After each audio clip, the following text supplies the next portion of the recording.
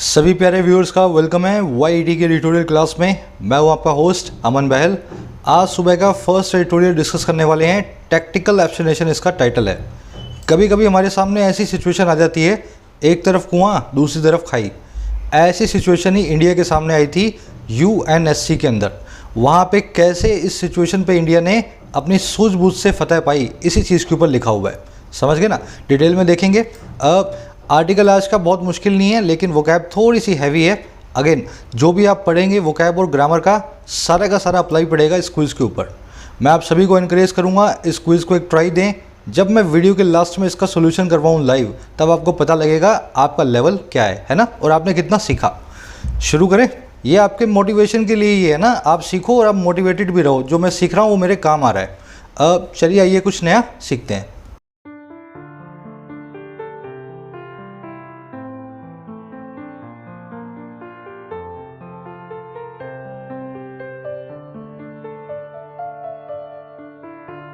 कह रहा है टैक्टिकल एब्सटिनेशन। पहले इस एब्सटिनेशन वर्ड को देखें। इसका मतलब होता है परहेज। इसको एब्सटिनेंस भी बोलते हैं, अवॉइडेंस भी बोलते हैं और रिफ्रेनिंग भी बोलते हैं।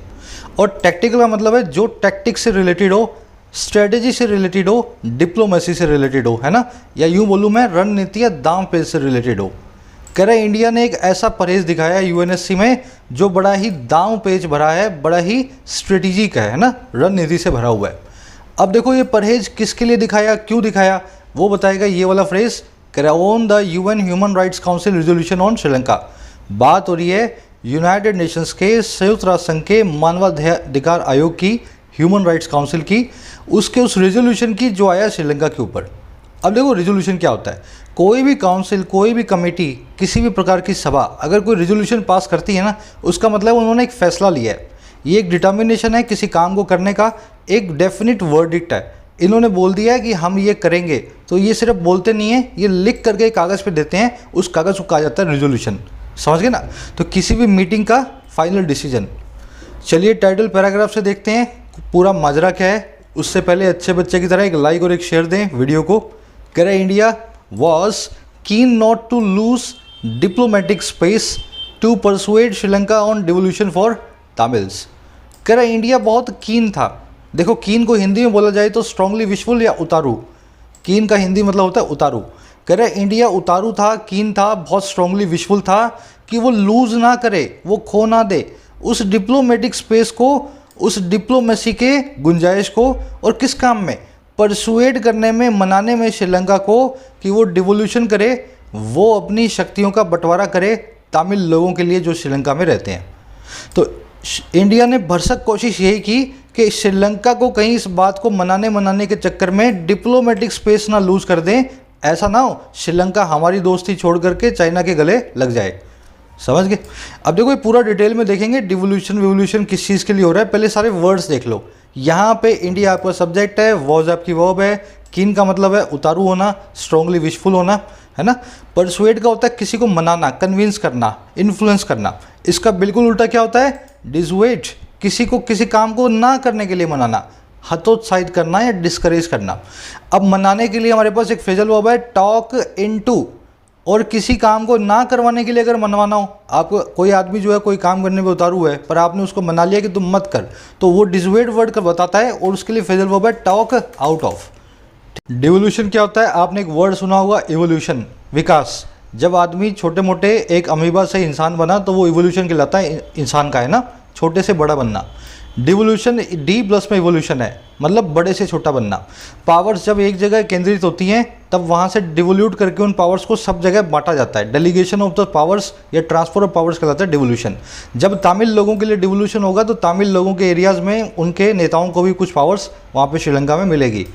एक ग्रामर कॉन्सेप्ट है, दो सेंटेंस अपने पास। The doctor advised him to drink water frequently and the doctor advised him not to drink alcohol frequently. Doctor साहब ने एडवाइस किया कि वो पानी पिए बार बार, है ना। ये सेंटेंस बिल्कुल ठीक है, लेकिन ये सेंटेंस जब मैं बना रहा हूँ the doctor advised him not to drink alcohol frequently, उन्होंने बोला कि बार बार शराब मत पीना। तो यहाँ पे ये नोट है ना, अक्सर लोग जो है टू के बाद में लगाने की कोशिश करते हैं। टू नॉट ड्रिंक जो है अल्कोहल फ्रीक्वेंटली, है ना, ड्रिंक से पहले। तो ये गलती ना करें। कभी भी इन्फिनेटिव के बीच में नोट को ना घुसाया जाए, ये नेगेटिव एडवर्ब होती है, इसको इन्फिनेटिव से पहले रखें। तो 2+ में नॉट को कभी भी आप जो है यूज़ ना करें। चलिए अब आगे बढ़ेंगे। इंटरेस्टिंग आर्टिकल आज का एक समरी मैं आपको दे देता हूँ, किस बारे में लिखा हुआ आपको पता लगे। देखो समरी ये है कि श्रीलंका में गृह युद्ध हुआ, सिविल वॉर 20-30 साल, है ना, 60 के 70 के दशक में। उस गृह युद्ध में सिंहला जो कि श्रीलंका के ही हैं और मेजोरिटी हैं, और तमिल्स के बीच में लड़ाई हुई। तमिल्स हैं इंडिया के जो श्रीलंका में माइग्रेट हुए हैं। इस लड़ाई का नतीजा हुआ कि सिंहला जीत गए और तमिल्स जो है हार गए। अब उनकी हार के बाद सिंहला ने ना 10-12 साल उन पर जिनोसाइड किया, ऐसा पूरी दुनिया कहती है, उनका नरसंहार किया। अब इस बात को 20-30 साल बीत चुके हैं, लेकिन United nation human right council जो कि 2006 में बनी है, उसने सोचा है कि इन सारे वॉर क्राइम्स को इन्वेस्टिगेट किया जाए। श्रीलंका बोल रहा है इतनी पुरानी मामले को इन्वेस्टिगेट मत करो। अब इस बात पे हो गई वोटिंग में इंडिया भी एक मेंबर था वोट करने वाला, लेकिन इंडिया के सामने ऐसी सिचुएशन आ गई, अगर वोट हाँ करे तो श्रीलंका नाराज, अगर वोट में ना बोले तो भारत के तमिल नाराज। तो इंडिया ने सिचुएशन से बचने के लिए वोटिंग में हिस्सा ही नहीं लिया, ताकि श्रीलंका भी नाराज ना हो और इंडिया के तालिम्स भी जो हैं डिस्क्रिमिनेटेड फील ना करें। समझ गए? बस यही आज इसकी समरी है। आप लिख करके डालें कमेंट सेक्शन में, लिखने से आपकी राइटिंग स्किल्स बढ़िया होंगी। साथ ही साथ आज की टोन है अपलोडिंग। इंडिया के इस डिसीजन को अपलोड कर रहा है, उसकी प्रशंसा कर रहा है। शुरू करेंगे आर्टिकल को। बहुत लोग चैनल पे नए आते हैं रोज़ और मुझसे पूछते हैं सर मैं इस फलाने एग्जाम की तैयारी कर रहा हूँ, मुझे शुरू से कहाँ से शुरू करना है। आपको शुरू से शुरू करना है अपने बेसिक्स से। बेसिक्स पूरे हो चुके हैं, होम पेज पर रखी हुई इस प्लेलिस्ट में। आप होम पेज पर जाएँ चैनल के, आपको मिलेगी complete English grammar for all competitive exams, है ना, ये वाली प्लेलिस्ट। यहाँ से आपके बेसिक्स कवर हो जाएंगे। 2 वीक में पूरा कर लो और फिर आओ मुझे बताओ कौन सी चीज़ तुम्हें समझ में नहीं आती है ना। इसके नीचे आपको प्रीमियम कंटेंट की 2 प्लेलिस्ट मिलती हैं, एक एसएससी और एक बैंक्स की। ये मेंबर बन के आप देख सकते हो। इनमें सिखाया गया एग्जाम को कैसे हैंडल करना है ना। एसएससी और बैंक की 50-50 वीडियोस दोनों प्लेलिस्ट में रखी हुई हैं। मेंबर बनने के लिए ज्वाइन बटन पर प्रेस करके छोटा सा कंट्रीब्यूशन देके कोई भी मेंबर बन सकता है। अब शुरू करते हैं। कह रहा है by abstaining from the vote on UN human rights council resolution on Sri Lanka, India has signalled its unwillingness to upset its neighbour. वही बात बता रहा है। कह रहा है एब्सटेन करके, परहेज करके। अच्छा किस चीज़ से भाई? वोटिंग करने से। और किस चीज़ पर? UN ह्यूमन राइट्स काउंसिल के रेजोल्यूशन पे, है ना, इसके इस ठहराव पे। और रेजोल्यूशन किस पे? श्रीलंका के ऊपर जो रेजोल्यूशन आने वाला है। कह रहा है इंडिया ने सिग्नल कर दिया है, इंडिया ने इशारा कर दिया है इसकी अनविलिंगनेस का, इसकी ना होने का तैयार। और किस काम को करने को? अपसेट करने को, नाराज करने को इसके नेबर को। तो इंडिया ने जैसे ही परहेज किया, इंडिया ने सिग्नल कर दिया कि श्रीलंका भाई तुम्हें हम नाराज़ नहीं करेंगे, ऐसा ना हो तुम नाराज़ हो और चाइना के गले लग जाओ। समझ गए? सब्जेक्ट है आपका इंडिया, वर्ब है has signalled present perfect tense के अंदर। एब्सटेन का मतलब होता है परहेज करना, बाय प्रीपोजिशन का ऑब्जेक्ट है ये जिरंट। एब्सटेन, रिफ्रेन, इन सब के बाद में फ्रॉम प्रीपोजिशन फिक्स है ना। परहेज करने के लिए दोनों वर्ड्स होते हैं एब्सटेन और रिफ्रेन। अनविलिंगनेस मतलब किसी काम को ना करने की आपकी इच्छा, भाई मैं नहीं करूँगा। समझ गए ना। State of not being ready to do something, इसके लिए 2 वर्ड्स हैं रिलक्टेंस और डिसइंक्लिनेशन। दोनों ही आगे आएंगे, ध्यान रखना। इनका मतलब होगा अनविलिंगनेस, अपसेट करना, किसी को नाराज करना। कह रहा it does not want to be seen as ignoring Sri Lanka's reluctance to meet the political aspirations of the Tamils or endorsing the country's stubborn refusal to ensure any sort of accountability for its wartime past। कह रहा ये नहीं दिखाई देना चाहता है। It कौन? भाई इंडिया। कह रहा उसी वक्त ये एट द सेम टाइम नहीं दिखाई देना चाहता है, टू बी सीन, और क्या ऐसा कि जो इग्नोर करने वाला हो श्रीलंका की रिलक्टेंस को, श्रीलंका की उस अनविलिंगनेस को जो है मीट करने की पॉलिटिकल एस्पायरेशंस को, सियासी इच्छाओं को, और किसकी? तमिल लोगों की। और या फिर एंडोर्स करने वाला कंट्री की उस जिद्दी रिफ्यूज़ल को, श्रीलंका की उस जिद भरी ना को, जो है पक्का करने की किसी भी प्रकार की अकाउंटेबिलिटी को, किसी भी प्रकार की जिम्मेदारी को इसके वॉर टाइम पास से, इसके वॉर टाइम पास्ट में जो इसने वॉर टाइम जो काम किए हैं। तो इंडिया ने ना केवल श्रीलंका के जो है खिलाफ वोट नहीं किया, बल्कि श्रीलंका के साथ में भी वोट नहीं किया, है ना। श्रीलंका के हक में भी उसने ना नहीं बोला। तो कह रहा है उसी वक्त जब इसने एब्सटेन किया ना, तो इंडिया ने ये भी दिखा दिया कि ना तो हम श्रीलंका की रिलक्टेंस को सपोर्ट करते हैं, जो रिलक्टेंस है पॉलिटिकल एस्पिरेशंस को मीट करने की तमिल लोगों की, और ना ही हम सपोर्ट करते हैं जो श्रीलंका जिद्दी होकर के ना बोलता है कि कोई भी जिम्मेदारी मैं नहीं लूँगा अपने पास की बुरी हरकतों की। तो इंडिया ने इस चीज़ को भी दुनिया को बताने की कोशिश की, समझ गए ना हाँ में वोट डाला ना में वोट डाला। अब देख लो इसमें देखने वाले वर्ड्स, इट की वर्ब है डज नॉट वांट, एस्पायरेशन मतलब आपकी इच्छा, डिज़ायर, एम्बिशंस, एंडोर्स करना मतलब सपोर्ट करना, प्रमोट करना, स्टबन का मतलब होता है ढीठ, जिद्दी, एडमेंट, रिजिड, स्टेडफास्ट। ये बहुत अच्छे वर्ड्स हैं, एडमेंट और स्टेडफास्ट का खास करके ध्यान रखना है ना, जिद्दी या ढीठ को बोलते हैं।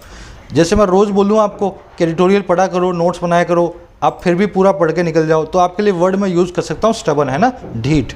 अकाउंटेबिलिटी मतलब रिस्पॉन्सिबिलिटी, आंसरेबिलिटी, ऑनस, आपकी जिम्मेदारी। It may be easy for the political opposition to dismiss India's abstention as showing an intent to shield Sri Lanka from a credible investigation into allegation of war crimes।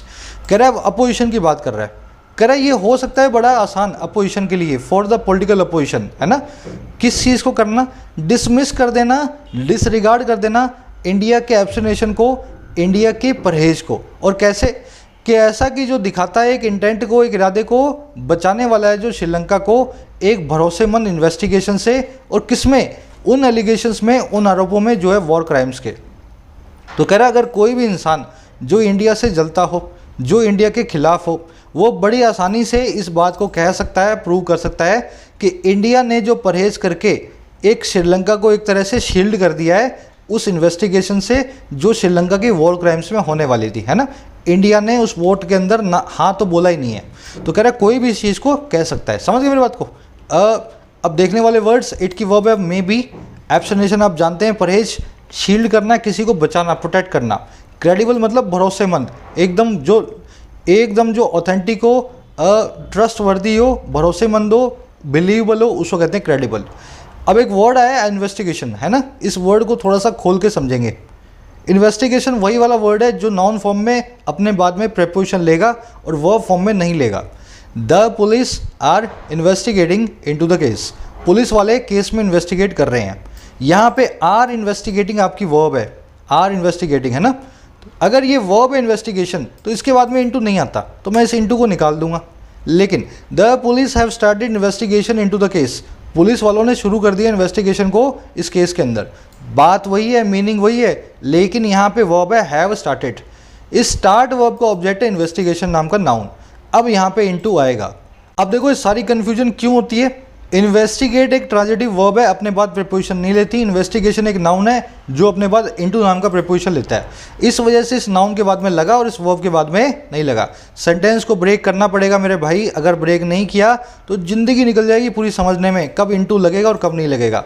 Break करना पड़ेगा sentence को हर एक, समझे मेरी बात को दिमाग के अंदर। अब ये सारे वर्ड्स आपके सामने ही हैं, ये सारे के सारे वर्ड्स ऐसे ही वर्ड्स हैं। वर्ब फॉर्म में नो प्रीपोजिशन, नाउन फॉर्म में अपना फिक्स्ड प्रीपोजिशन लेंगे, demand, attack, stress, emphasise, investigate, heat, है ना। इसको पूरे को ध्यान से देखो, इस पर एक एरर भी मिलेगी आपको, इसी ने की हुई है आज के आर्टिकल में, है ना। चलो आ जाओ। कह रहा है more reasonable assessment would be that India seems to have utilised the opportunity to preserve its diplomatic space and to contain the pervasive influence of China over Sri Lanka, even while maintaining its support for Tamil minority to achieve equality, justice, dignity and peace।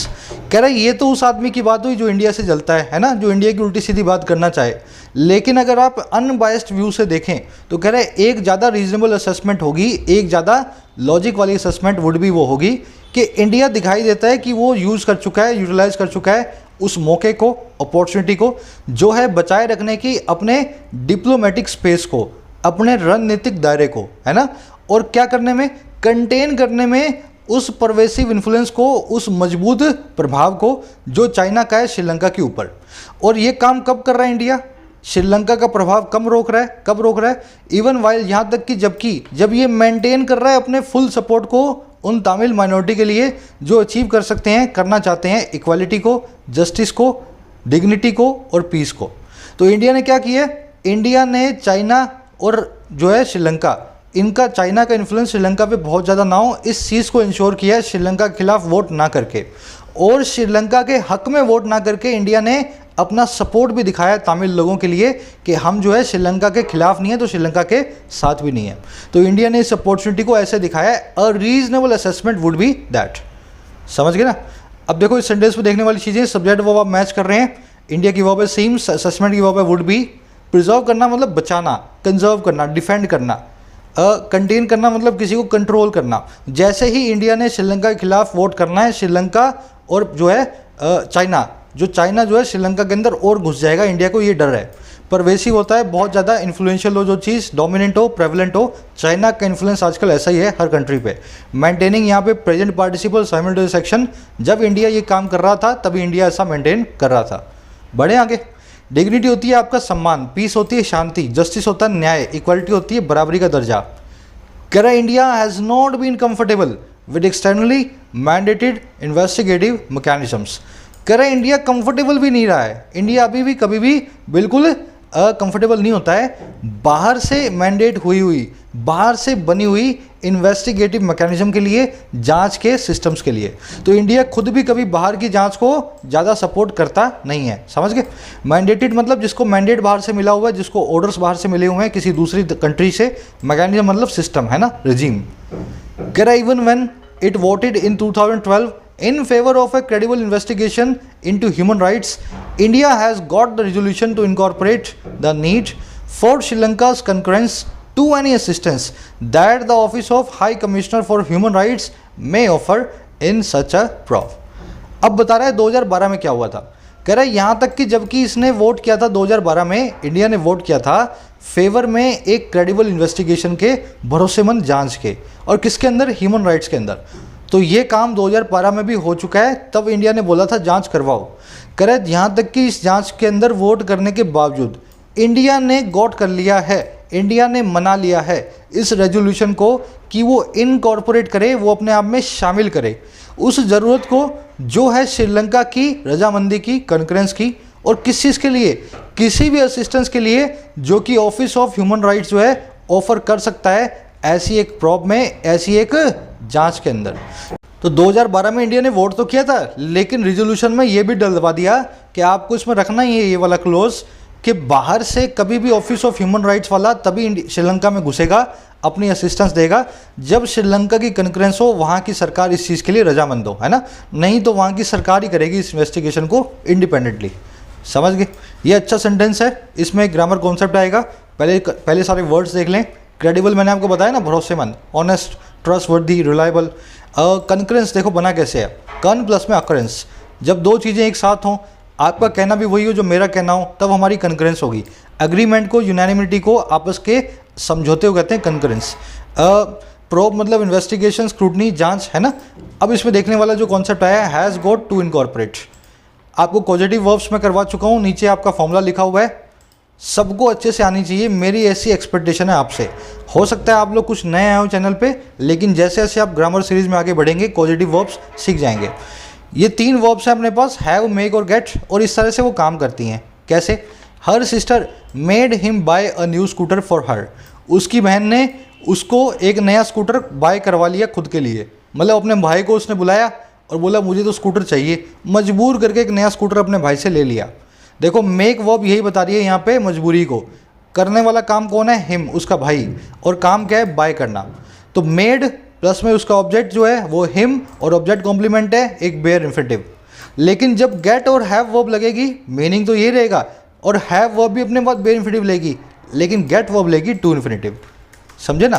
तो याद रखें make और have दोनों ही verbs, जैसे यहाँ पे have की second लगी हुई है हैड, दोनों ही वर्ब्स अपने बाद में काम करने वाले के लिए जो है जीरो इन्फिनेटिव लेती हैं, और गेट वर्ब लेती है टू इन्फिनेटिव। टू बाय यहाँ पे लगाना पड़ेगा। इसीलिए यहाँ पे देखो has got the resolution to incorporate. समझ गए ना, इस टू को यहाँ पे गेट की वजह से लगाना पड़ा। जिन लोगों ने पॉजिटिव सीख लिया है, मैं आप सभी को एनकरेज करूँगा आप इस सेकंड वाले सेंटेंस को पैसिव में बना करके दिखाएं। गेट पॉजिटिव वर्ब को पैसिव में यूज करके दिखाएं। जितना कोशिश करोगे उतना बेहतर बनोगे। सीखा है तो जरूर से कमेंट सेक्शन में अटेम्प्ट करें। चलिए आगे बढ़े। कह in this session and just ahead of the vote, India stressed on both meaningful devolution to meet Tamil aspirations and the unity and integrity of Sri Lanka, aspects that it believes are not an either or choice। कह रहा है इस session में और कब? बिल्कुल पहले vote के। तमिलनाडु में वोट पड़ने वाले हैं ना, कह रहा बिल्कुल पहले अहेड ऑफ वोट्स के। इंडिया ने स्ट्रेस किया है दोनों ही चीज़ पे। पहली चीज़ है एक मीनिंगफुल डिवोल्यूशन जो है मीट करने का तमिल एस्पिरेशंस को, ये मैंने समझा दिया ना, पावर्स का, शक्तियों का हस्तांतरण, ताकि तमिल लोगों की पॉलिटिकल एस्पिरेशन भी मीट हो। तो कह रहा है इंडिया ने इसको भी स्ट्रेस किया। दूसरा स्ट्रेस किया है यूनिटी और इंटेग्रिटी को, एकता और अखंडता को श्रीलंका की।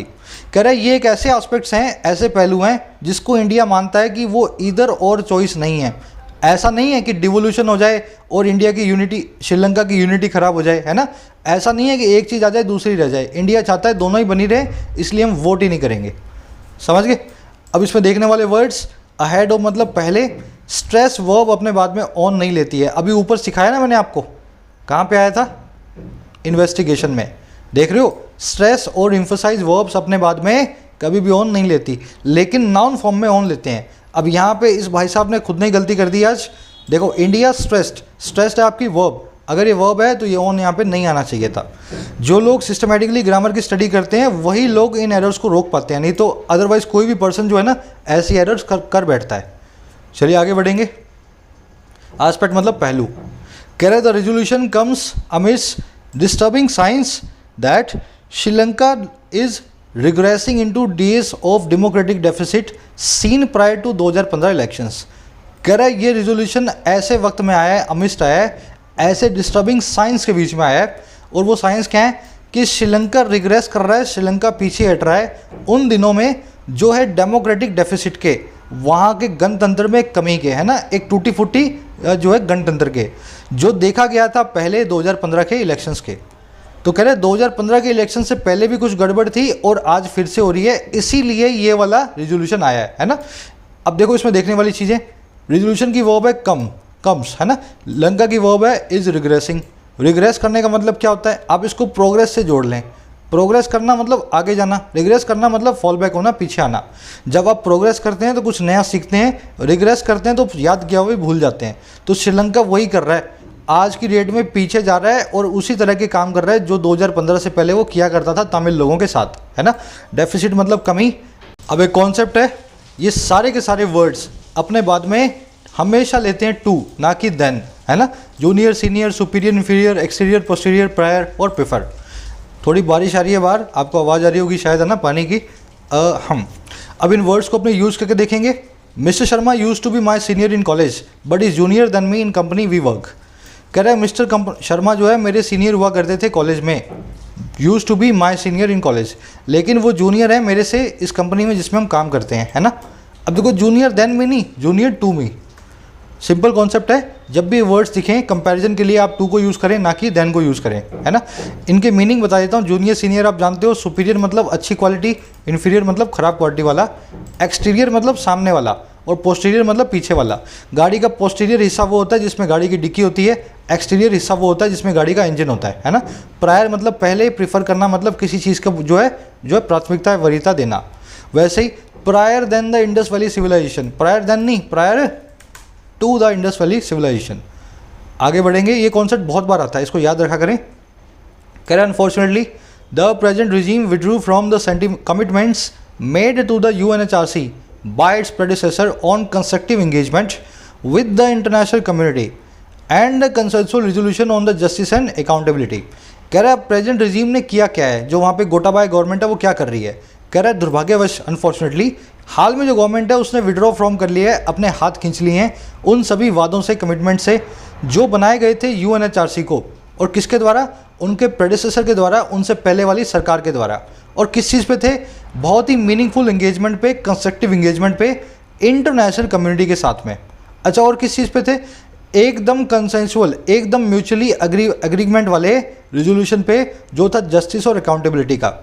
तो 2015 से पहले की जो सरकार थी राजपक्षा की, वो इस चीज़ को मानती थी कि UNHRC के अंदर उन्होंने बोला भी था कि हम यहाँ पे तमिल लोगों को उनके अधिकार देने के पक्ष में है। लेकिन जैसे ये नई गवर्नमेंट आई है 2015 की, उल्टी सीधी बातें करती है तमिल लोगों के खिलाफ। कह रहा है इसी सब के बीच में इस रेजोल्यूशन को पास किया गया है UNHRC के अंदर। प्रेडेसेसर मतलब पूर्वज, आपसे पहले वाला। कंस्ट्रक्टिव मतलब जो मीनिंगफुल हो, जो आपके लिए प्रोडक्टिव हो। विड्रॉ फ्रॉम करने का मतलब होता है अपने हाथ खींच लेना। कंसेंसुअल मतलब आपका आपस का एग्रीमेंट वाला हो, दोनों ने किसी बात पे हामी भरी हो, कनकरेंट दी हो, तभी कंसेंसुअल वो काम होगा, है ना। कह रहे the UN high commissioners report raises concern over increasing militarisation, heightened surveillance against rights defenders and NGOs, interference with few prosecutions in emblematic cases from the past, and the dangerous anti-monarchic rhetoric। अब देखो श्रीलंका में गलत काम क्या क्या हो रहे हैं। ये कमिश्नर जो था UN का हाई कमिश्नर, इसकी रिपोर्ट है वो उठाती है ऐसे कंसर्न्स को, चिंताओं को, और कैसे जो है ऐसे वाले। पहला तो है इंक्रीज होता हुआ मिलिटराइजेशन, वहाँ का मिलिटराइजेशन बहुत इंक्रीज हो रहा है, फौज वहाँ पे बहुत बढ़ रही है, ऐसा समझो। दूसरा, बढ़ा हुआ सर्विलेंस हो रहा है, बहुत ज़्यादा वहाँ पे मॉनिटरिंग हो रही है ह्यूमन राइट्स डिफेंडर्स के सामने और NGOs के सामने। तीसरा, टांग फंसाई जा रही है, इंटरफेयर किया जा रहा है कुछ प्रोसिक्यूशंस के साथ में, कुछ केसेस के साथ में जो कि एम्ब्लेमेटिक थे, सिंबॉलिक थे पास्ट के। मान लो पास्ट में किसी का प्रूव हो गया हो कि उसने तमिल लोगों पे अत्याचार किया है, तो उस केस में भी श्रीलंका की सरकार आज की डेट में, नई वाली सरकार, अपनी टांग फंसा रही है। और डेंजरस एंटी माइनॉरिटी रिटोरिक भी आ रहा है, माइनॉरिटी के खिलाफ बहुत ही डेंजरस जो ना बड़े बड़ी बातें भी की जा रही हैं वहाँ पे सियासी मंचों पे, है ना, उल्टी सीधी रिटोरिक भी पास ऑन हो रहे हैं। तो ये सब के सब काम श्रीलंका में आज की डेट में हो रहे हैं। हाई कमिश्नर की रिपोर्ट है इन श्रीलंका। अब इसमें देखने वाले वर्ड्स, हाइटेंड मतलब बढ़ा हुआ, सर्विलेंस मतलब निगरानी, मॉनिटरिंग, इंटरफेरेंस मतलब दखलंदाजी, एम्ब्लेमेटिक केस वो केस होते हैं जो सिंबॉलिक होते हैं, जैसे भारत में निर्भया केस है वो रेप सिंबॉलिक केस है ना। तो अगर ऐसा ही कोई केस हो श्रीलंका में जहाँ पे जो है तमिल माइनॉरिटी पे कोई अत्याचार हुआ हो, उस केस के अंदर जहाँ पे जस्टिस आना ही चाहिए, वहाँ भी ऐसे केस में वो टांग फंसा रहा है श्रीलंका। रिटोरिक मतलब बड़े बड़े बोल, बॉर्डर डैश, मैग्नीलोक्वेंस, एम्बेलिशमेंट, जो नेता लोग पॉलिटिकल मंच पे बोलते हैं वो बोलते हैं रिटोरिक, है ना, बड़े बड़े बातें।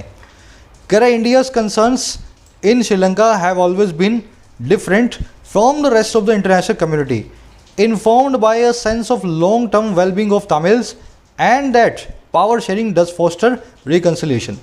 कह रहा है इंडिया के जो कंसर्न है, चिंताएं हैं श्रीलंका के अंदर, वो हमेशा ही अलग रही हैं पास से, रेस्ट ऑफ द वर्ल्ड से। तो इंटरनेशनल कम्युनिटी की जो चिंता है श्रीलंका को लेके, इंडिया की उसकी बिल्कुल अलग रही है, अलग तरीके से रही है। अब देखो अलग क्यों है, क्योंकि इन्फॉर्म्ड बाय है, इसको इन्फॉर्मेशन मिली हुई है उस sense of long term wellbeing की, उस सेंस ऑफ लंबे टर्म की भलाई की तमिल लोगों की। और इस चीज़ की इन्फॉर्मेशन भी इंडिया को है कि जब पावर शेयरिंग होगी तमिल और सिंहला लोगों के बीच में, ये चीज़ फोस्टर करेगी रिकन्सिलेशन को, इनके बीच में जो है निपटारे को। तो इंडिया हमेशा अलग लेंस से श्रीलंका को देखता है। वो यही मानता है कि तमिल्स को अगर लंबे टर्म में भलाई में रखना है तो श्रीलंका को दबाव में नहीं डालना चाहिए, बस पावर शेयरिंग वहाँ पे करवाना चाहता है इंडिया, जिससे अपने आप तमिल और सिंहला लोगों के बीच में एग्रीमेंट या यूनियन आ जाएगा, है ना। जब दोनों ही कुर्सी पे बैठेंगे तो आपस में वो एक दूसरे के जो है भलाई को भी सोचेंगे। अब देखो इसमें देखने वाली वर्ड, इंडिया के कंसर्न की हो है हैव ऑलवेज बिन, है ना, कंसर्न्स है, चिंताएँ हैं। इन्फॉर्म्ड मतलब जिसको इन्फॉर्मेशन मिली हो, वेल बीइंग मतलब भलाई वाला, डज फोस्टर, यहाँ पे डज जो है एक एम्फेटिक हेल्पिंग वर्ब है। कभी कभी हम प्रेजेंट इंडेफिनिट टेंस और पास्ट इंडेफिनिट टेंस में भी हेल्पिंग वर्ब को बाहर निकाल लेते हैं, है ना, ज़्यादा जोर देने के लिए। फोस्टर करना मतलब नर्चर करना, फलना फूलने देना, किसी को प्रमोट करना। रिकन्सिलेशन वर्ड बनाए रे प्लस में कंसिलेशन से, कंसिलेशन मतलब अग्रीमेंट, यूनियन, एकता। रिकन्सिलेशन का मतलब क्या है, आप में एकता थी फिर टूट गई और फिर से आपने अपना जो है रिजोल्यूशन किया, है ना, आपने अपनी लड़ाई को ख़त्म करके रीयूनियन किया, उसको कहते हैं रिकन्सिलेशन। ठीक है, चलिए थोड़ी सी वोकैब हैवी आज की, है ना। कह रहा hence its emphasis on devolution rather than accountability. कह रहा है इसीलिए इंडिया का एम्फेसिस जो है वो डिवोल्यूशन पे है, शक्तियों के बंटवारे पे है, बजाय अकाउंटेबिलिटी के, बजाय श्रीलंका को कटघरे में खड़ा करने के। एम्फेसिस की वर्ब ये लगाना भूल गए, इज़ होना चाहिए था, चलो छोड़ देते हैं इनको, गलती कर दी है। सब्जेक्ट एम्फेसिस एक नाउन ऑन लगा हुआ है पर वर्ब इन्होंने नहीं रखी। कह रहा it is clear that India has its own limitations in expressing disappointment over the island Nations move away from reconciliation and devolution. कह रहा है ये चीज़ बिल्कुल क्लियर है, साफ है कि इंडिया की खुद की भी लिमिटेशंस हैं, इंडिया की खुद की भी कुछ बाउंड्रीज हैं, और किसमें, एक्सप्रेस करने में डिसअपॉइंटमेंट को, बताने में अपनी नाराज़गी को, और किसके ऊपर, आइलैंड नेशन के इस मूव पे, इस श्रीलंका की उस हरकत पे जो है रिकन्सिलेशन से अवे ले जाने वाली, आपस में निपटारे से दूर करने वाली और डिवोल्यूशन से भी दूर करने वाली। तो कह रहा है ये चीज़ भी साफ है कि इंडिया की खुद की भी बाउंड्रीज हैं, इंडिया ज़्यादा श्रीलंका को दबाव में नहीं डाल सकता, अपनी डिसअपॉइंटमेंट को फुल्ली एक्सप्रेस नहीं कर सकता, चाहे श्रीलंका कितना भी मूव अवे कर रहा हो इन दोनों ही चीज़ों से, है ना, रिकन्सिलेशन और डेवोल्यूशन। ऐसा क्यों नहीं कर सकता? कह रहा है it continues to be weighed down by the Chinese presence in the region. India आज भी कंटिन्यू है, जारी है वेट डाउन होना, दबाव में आना चाइना की प्रेजेंस से, मौजूदगी से इस रीजन के अंदर। तो चाइना इस रीजन में मौजूद है ना, हम्बन टोटा बीच इन्होंने ले लिया श्रीलंका से, तो इंडिया बहुत ही बर्डनड है, बहुत ही दबाव में है। ज़्यादा श्रीलंका को नाराज़ ना करे, कहीं ऐसा ना हो श्रीलंका पूरा चाइना के हाथों जो है उसकी कठपुतली बन जाए। वे डाउन एक फ्रेजल वर्ब होती है, दबाव में आना, ओवर बर्डन होना, पुल डाउन करना किसी को। देखो यहाँ पे पैसिव में यूज हुई है, तो दबाव में डाला नहीं है इंडिया ने, दबाव में इंडिया खुद आ रहा है ना, be weighed down passive voice में। कह रहा है even the need to be in accord with sentiment in Tamil Nadu in the midst of an election was not motivation enough for India to change its position from tactical neutrality to one of open support for the resolution. ये line पूरे article की soul है, आत्मा है। कह रहे यहाँ तक की जो नीड है ना, जो ज़रूरत है, जो कि अकॉर्ड में होने की है, जो कि हिसाब से होने की, उस सेंटिमेंट के, उस भाव के, उस इमोशन के, जो तमिलनाडु में आया है। और कब? एक इलेक्शन के बीचों बीच। कह रहे ये जो नीड थी ना तमिलनाडु में इलेक्शन को जीतने की, इस नीड ने भी मोटिवेशन नहीं बना इंडिया का। ये नीड ने भी इंडिया को उकसाया नहीं, और कितना नहीं उकसाया कि इंडिया चेंज कर ले अपनी पोजीशन को इस टैक्टिकल न्यूट्रलिटी की, टैक्टिकली अपना परहेज करने की वोटिंग में। और कहाँ पे चेंज करे? ओपन सपोर्ट वाली हो, जो इस रिजोल्यूशन के श्रीलंका के खिलाफ खड़ी हो, रिजोल्यूशन के सपोर्ट में खड़ी हो। तो इंडिया ने तमिलनाडु में, यहाँ की गवर्नमेंट ने इलेक्शन होने के बावजूद श्रीलंका के खिलाफ पोजीशन नहीं ली, तमिल लोगों को सपोर्ट दिखा करके बीजेपी की सरकार इलेक्शन जीत सकती थी। कह रहे ये नीड भी हमारे लिए मोटिवेशन नहीं बनी। सबसे अच्छी बात ये है, ऐसे ही इंडिया हाँ में वोट डालता इस रिजोल्यूशन के साथ में, तमिलनाडु में तमिल लोग खुश हो जाते और बीजेपी की सरकार वहाँ पे बन सकती थी, पर इन्होंने इस चीज़ को भी त्याग दिया। कह रहा when pragmatism and principle were needed in equal measure the centre seems to have chosen abstention as an easy way out. कह रहे जब इन दोनों चीज़ों की ज़रूरत थी, प्रैग्मेटिज्म और प्रिंसिपल, प्रिंसिपल का मतलब है आपके मोरल्स, आपके रूल्स, है ना, नैतिक तौर पे, और प्रैग्मेटिज्म का मतलब है प्रैक्टिकली क्या सही है, एक्सपीडियंसी। कह रहे जब आपके मूल्यों और जो व्यवहारिक है उन दोनों के बीच में ज़रूरत थी एक इक्वल मेजर की, बराबरी के दर्जे की, तो सेंटर दिखाई देता है कि उसने चूज़ कर लिया है परहेज को एक इजी वे आउट की तरह, अपने बाहर निकलने के रास्ते की तरह। दोनों ही चीज़ों को इंडिया को करने की ज़रूरत थी, और इंडिया ने कैसे किया? इस वोटिंग में हिस्सा ना लेकर के ईजी वे आउट को चुना। समझे ना? वर्ड नीडेड की वर्ब है प्रैग्मेटिज्म और प्रिंसिपल। प्रैग्मेटिज्म का मतलब है व्यवहारिकता, प्रैक्टिकबिलिटी, है ना, प्रैक्टिकलिटी। एक्सपीडियंसी भी इसके लिए एक सिनोनिम होता है, जिस काम जिस चीज़ की ज़रूरत हो जिस वक्त, वो कहलाती है आपकी एक्सपीडियंसी। मेजर मतलब अमाउंट, क्वांटिटी, मात्रा, है ना। चलिए आज का आर्टिकल ज़्यादा मुश्किल है नहीं। मुझे जब मैं प्रिपेयर कर रहा था पीडीएफ को तब मुझे लगा था मुश्किल है, लेकिन जब मैं आपको पूरा पढ़ा रहा हूँ तो मुझे लगता है ये लेवल आपका ऑलरेडी हो चुका है इतना कुछ पढ़ने का। फिर भी मुश्किल लगाओ तो कोशिश करें, अपने ऊपर काम करें, ताकि ऐसी चीज़ें आपको आगे से मुश्किल ना लगे, है ना। साथ ही साथ मैं आज का क्विज़ आपको दिखा देता हूँ। क्विज़ को आजकल मैं आपसे सोल्व करवा रहा हूँ, ताकि आप लोग भी खुद से जो है ना थोड़े हाथ पांव मिलाएं, थोड़ी सी मेहनत करें। क्विज़ आपके सामने है, बहुत सिंपल क्विज़ है, जो आपने सीखा है सारा का सारा इस पर अप्लाई होगा। सब लोग कोशिश करें। कमेंट्स में मैं आंसर को अपडेट कर रहा हूँ, कल के आंसर भी अपडेट कर चुका हूँ, आज के भी शाम को 4-5 बजे तक अपडेट कर दूंगा। अपने आंसर्स को अपडेट करना। मुलाकात लूँगा कल की वीडियो में, तब तक के लिए साइनिंग आउट।